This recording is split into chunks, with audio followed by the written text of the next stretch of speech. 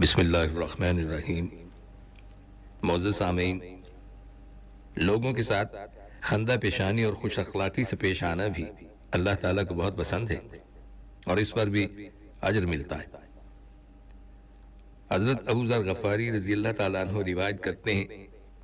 کہ نبی اکرم صلی اللہ علیہ وسلم نے ارشاد فرمایا، نیکی کے کسی کام کو حقیر نہ جانو، خواہ وہ نیک کام یہ ہو کہ تم اپنے بھائی سے کھلے ہوئے چہرے یعنی خندہ پیشانی سے ملو۔ اس حدیث میں نبی اکرم صلی اللہ علیہ وسلم نے دوسروں سے خندہ پیشانی کے ساتھ ملنے کو ایک نیکی قرار دیا ہے، اور ساتھ ہی یہ بھی ارشاد فرمایا ہے کہ اس نیکی کو کوئی معمولی یا حقیر نیکی نہ سمجھو۔ مطلب یہ ہے کہ اس پر بھی تمہارے نامہ اعمال میں بڑے ثواب کا اضافہ ہو سکتا ہے۔ حضرت ابو دردہ رضی اللہ تعالیٰ عنہ سے روایت ہے کہ نبی اکرم صلی اللہ علیہ وسلم نے ارشاد فرمایا، قیامت کے روز مومن بندے کی میزان میں کوئی چیز خوش خلقی سے زیادہ وزنی نہیں ہوگی، اور اللہ تعالیٰ بیہودہ گوش شخص کو سخت ناپسند فرماتے ہیں۔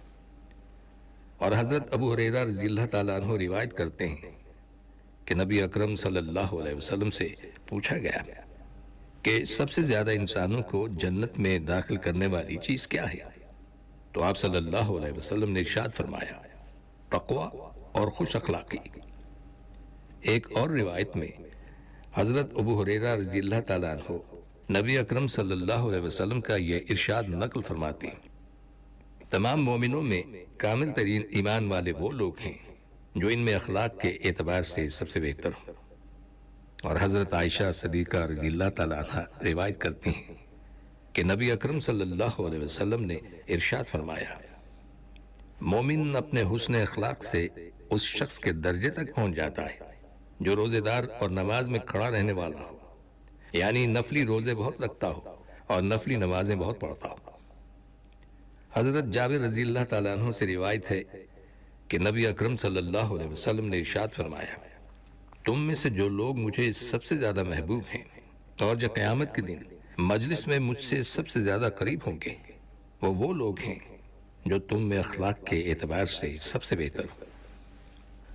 حضرت عبداللہ ابن عمر رضی اللہ تعالیٰ عنہ فرماتے ہیں کہ نبی اکرم صلی اللہ علیہ وسلم نے ارشاد فرمایا کہ جو اعمال اللہ تعالیٰ کو پسند ہیں ان اعمال میں سے ایک عمل کسی مومن کے دل میں خوشی داخل کرنا اور اس کو خوشی سے ہمکنار کرنا ہے۔ نبی اکرم صلی اللہ علیہ وسلم نے متعدد احادیث میں اور اپنے قول و فعل کے ذریعے یہ بات واضح فرمائی ہے کہ کسی بھی صاحب ایمان کو خوش کرنا اللہ تعالیٰ کو بہت پسند ہے۔ جب کوئی بندہ اللہ تعالیٰ کی طرف رجوع کرتا ہے اور اللہ تعالیٰ سے اپنی محبت کا اظہار کرتا ہے تو اللہ تعالیٰ جواب میں زبان حال سے گویا یوں فرماتے ہیں کہ اگر مجھ سے محبت کرتے ہو تو میں تمہارے ساتھ دنیا میں ملنے والا نہیں ہوں کہ تم کسی وقت مجھ سے ملاقات کر کے اپنی محبت کا اظہار کرو، لیکن اگر تم کو میرے ساتھ محبت ہے تو اس کا تقاضا یہ ہے کہ میرے بندوں کے ساتھ محبت کرو، میری مخلوق سے محبت کرو، اور میری مخلوق سے محبت کرنے کا تقاضا یہ ہے کہ اس کو حتی الامکان خوش کرنے کی اور خوش رکھنے کی کوشش کرو۔ سامعین، اس بارے میں ہمارے معاشرے میں افراط و تفریط پائی جاتی ہے، اعتدال نہیں ہے۔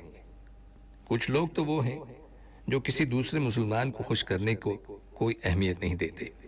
اور ان کو یہ بھی معلوم نہیں ہے کہ یہ کتنی بڑی عبادت ہے۔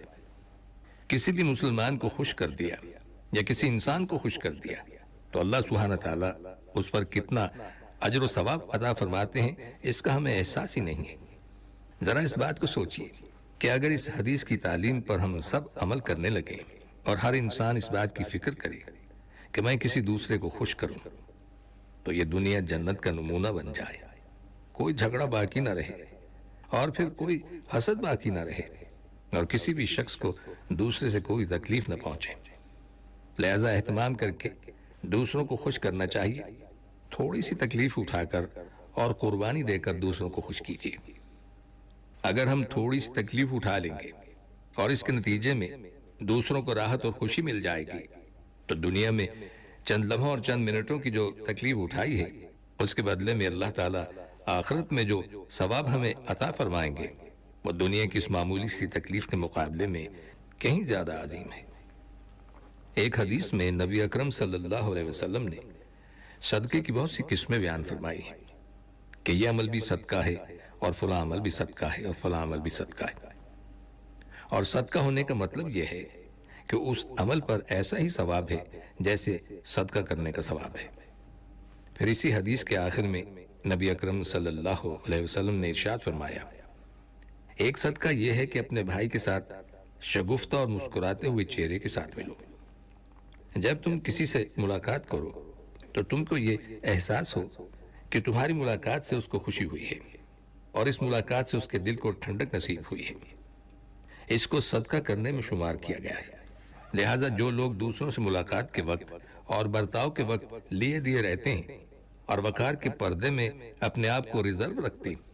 وہ لوگ اس سنت کے طریقے پر عمل نہیں کرتے۔ اس سنت کا طریقہ یہ ہے کہ جب اپنے مسلمان بھائی سے ملیں تو وہ خوش خلقی کے ساتھ اور شگفتگی کے ساتھ ملے اور اس کو خوش کرنے کی کوشش کرے۔ دوسری جانب بعض لوگوں میں یہ بے اعتدالی پائی جاتی ہے کہ وہ یہ کہتے ہیں کہ چونکہ دوسرے مسلمان کو خوش کرنا بڑی عبادت ہے، لہٰذا ہم تو یہ عبادت کرتے ہیں کہ دوسروں کو خوش کرتے ہیں، چاہے وہ خوش کرنا کسی گناہ کے ذریعے ہو یا کسی ناجائز کام کے ذریعے ہو۔ جب اللہ تعالیٰ نے کہہ دیا کہ دوسروں کو خوش کرو تو ہم یہ عبادت انجام دے رہے ہیں، حالانکہ یہ گمراہی کی بات ہے، اس لیے کہ دوسروں کو خوش کرنے کا مطلب یہ ہے کہ مباح اور جائز طریقے سے خوش کرو۔ اب اگر ناجائز انداز سے دوسروں کو خوش کرو گے تو اس کا مطلب یہ ہوا کہ گناہ کر کے اللہ تعالیٰ کو تو ناراض کر دیا اور بندے کو خوش کر دیا، یہ کوئی عبادت نہیں۔ لہٰذا اگر دوسرے کی مروت میں آ کر یا اس کے تعلقات سے مروب ہو کر گناہ کا ارتکاب کر لیا تو یہ کوئی دین نہیں، یہ کوئی عبادت نہیں۔ بعض لوگوں کے ذہن میں بھی اور زبان پر بھی یہ بات رہتی ہے کہ ہم تو دوسرے لوگوں کا دل خوش کرتے ہیں، اور اب دوسروں کا دل خوش کرنے کے لیے کسی گناہ کا ارتکاب بھی کرنا پڑا تو کر گزریں گے۔ اللہ تعالیٰ کو ناراض کر کے، اللہ تعالیٰ کی نافرمانی کر کے اور اللہ تعالیٰ کے حکم کو پامال کر کے کسی انسان کا دل خوش کیا تو کیا خوش کیا؟ کیونکہ اللہ تعالیٰ کو تو ناراض کر دیا۔ یہ تو کوئی عبادت نہیں ہے۔ اس حدیث کا منشا یہ ہے کہ جو جائز امور ہیں ان میں مسلمانوں کو خوش کرنے کی فکر کرو۔ بعض لوگ تو امر بالمعروف اور نہی عن المنکر نہیں کرتے۔ مثلا اگر فلاں کو نماز پڑھنے کے لیے کہیں گے تو اس کا دل برا ہوگا، اگر فلاں کو کسی گناہ پر ٹوکیں گے تو اس کا دل برا ہوگا، اور ہم سے کسی کا جی برا نہ ہو۔ تو اس سلسلے میں اللہ سبحانہ تعالیٰ کا ارشاد ہے، کیا ان کو قرآن پاک کا یہ حکم نظر نہیں آیا کہ تمہیں اللہ کے دین کے بارے میں ان پر ترس نہ آئے؟ یعنی ایک شخص دین کی خلاف ورزی کر رہا ہے، گناہ کا ارتکاب کر رہا ہے، اس کے بارے میں تمہارے دل میں یہ شفقت پیدا نہ ہو کہ اگر میں اس کو گناہ کرنے پر ٹوکوں گا تو اس کا دل دکھے گا۔ البتہ یہ ضروری ہے کہ اس کو کہنے کے لیے طریقہ ایسا اختیار کریں جس سے اس کا دل کم سے کم دکھے۔ دل آزار اسلوب اختیار نہیں کیا جانا چاہیے، بلکہ نرمی کا انداز ہونا چاہیے۔ اس میں ہمدردی ہو، محبت ہو، شفقت ہو، خیرخواہی ہو، اخلاص ہو، اور غصہ نکالنا مقصود نہ ہو۔ لیکن یہ سوچنا کہ اگر میں اس کو ٹوکوں گا تو اس کا دل دکھے گا، چاہے کتنے بھی نرم انداز میں کہوں، تو یہ سوچ درست نہیں ہے۔ اس لیے کہ اللہ تعالیٰ کو راضی کرنا تمام مخلوق کو راضی کرنے سے مقدم ہے، لہٰذا دونوں انتہائی غلط ہیں، افراد بھی اور تفریط بھی۔ بس اپنی جانب سے ہر مسلمان کو خوش کرنے کی کوشش کیجیے، لیکن جہاں اللہ کی حدود آ جائے،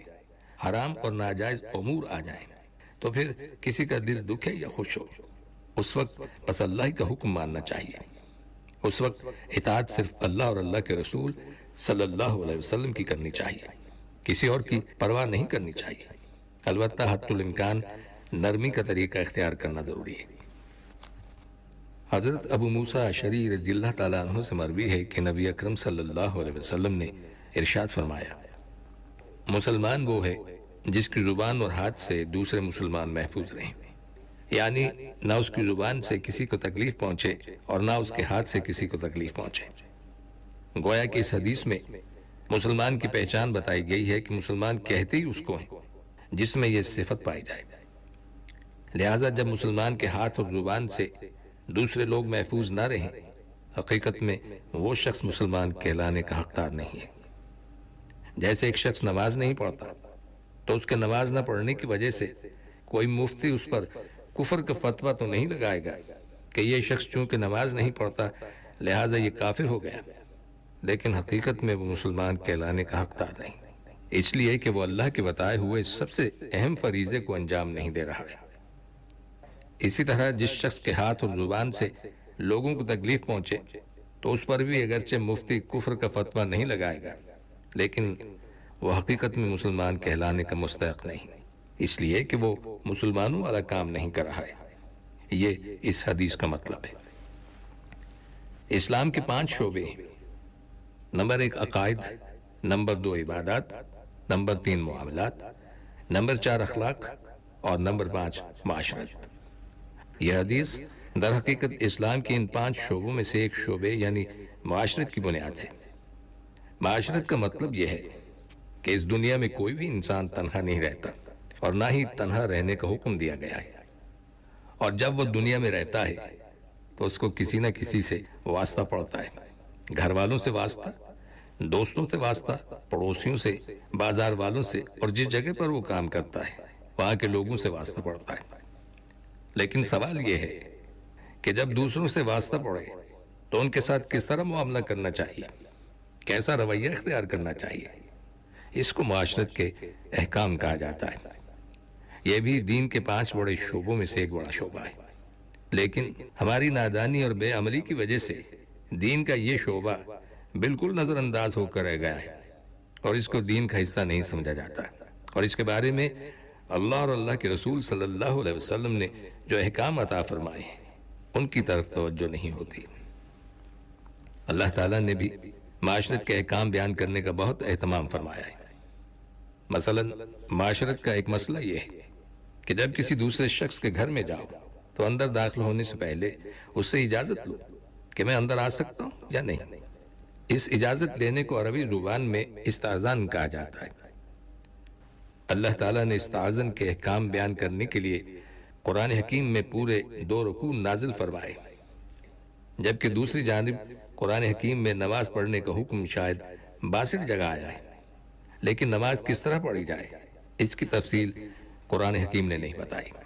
بلکہ اس کو نبی اکرم صلی اللہ علیہ وسلم کے بیان کرنے پر چھوڑ دیا۔ لیکن استئذان کی تفصیل کو قرآن حکیم نے خود بیان فرمایا ہے، نبی اکرم صلی اللہ علیہ وسلم کے بیان کرنے پر نہیں چھوڑا۔ اس کے علاوہ قرآن حکیم میں سورہ الحجرات کا ایک بہت بڑا حصہ معاشرتی احکام کے بیان پر مشتمل ہے، لہٰذا ایک طرف تو معاشرتی احکام کی اتنی اہمیت ہے، لیکن دوسری طرف ہماری روزمرہ کی زندگی میں ہم نے ان احکام پر عمل کو چھوڑ رکھا ہے اور ان احکام کا خیال نہیں کرتے۔ نوافل، ذکر و اذکار اور تسبیحات کا معاملہ یہ ہے کہ اگر ہم کریں گے تو انشاءاللہ آخرت میں اس کا ثواب ملے گا، اور اگر نہیں کریں گے تو آخرت میں یہ پکڑ نہیں ہوگی کہ فلاں نفل نماز کیوں نہیں پڑھی، ذکر و اذکار کیوں نہیں کیا تھا۔ البتہ یہ سب فضیلت والے کام ہیں، ضرور کرنے چاہیے، اور کرنے پر آخرت میں ثواب ملے گا،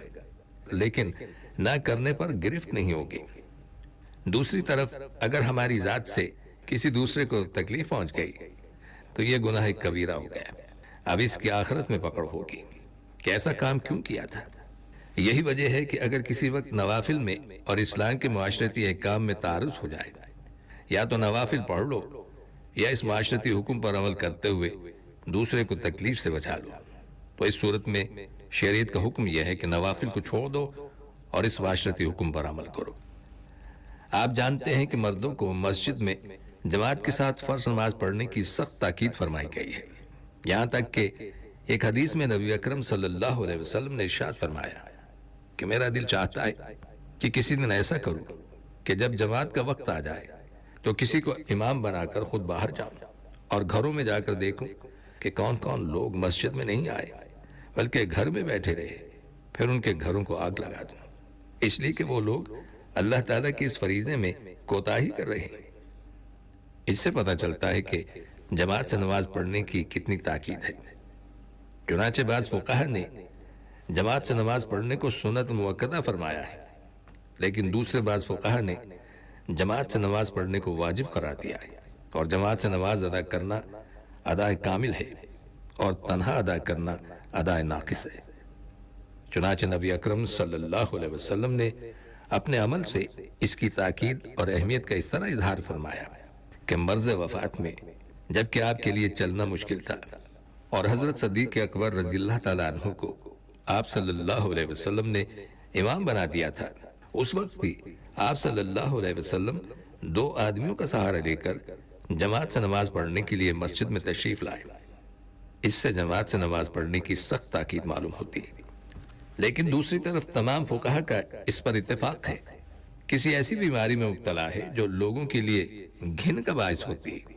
जिसकी वजह से बदबू आती है, ऐसे शख्स को मस्जिद में जाकर जमात से नमाज पढ़ना जायज नहीं। और सिर्फ ये नहीं कि जमात से नमाज पढ़ने का हुक्म उससे साक़त हो गया, बल्कि जमात से नमाज पढ़ना जायज ही नहीं।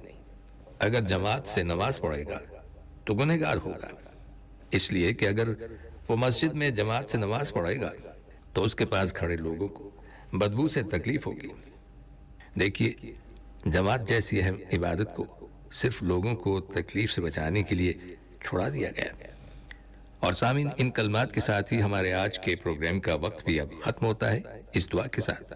कि अल्लाह ताला हम सबको सिरात मुस्तकीम पर चलने की तौफीक अता फरमाए, आमीन।